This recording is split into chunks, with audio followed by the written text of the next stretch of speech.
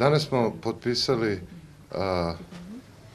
ugovor o donaciji za podršku projektima energetske efikasnosti u 4 grada i opštine u Srbiji.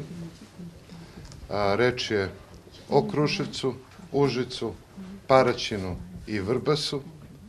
Reč je o donaciji Vlade Švajcarske konfederacije u iznosu od 8.890.000 švajcarskih franaka, koji je podrška projektima energetske efikasnosti u ove 4 opštine. Ove 4 opštine u narednom periodu, na osnovu ove donacije i na osnovu učešća od 1.200.000 švajcarskih franaka koje će sve opštine, odnosno koje će 4 opštine kumulativno otprilike po 300.000 učestvovati u ovom projektu, biće urađena projekti energetske efikasnosti za 18 škola, 6 vrtića i 2 zdravstvene ustanove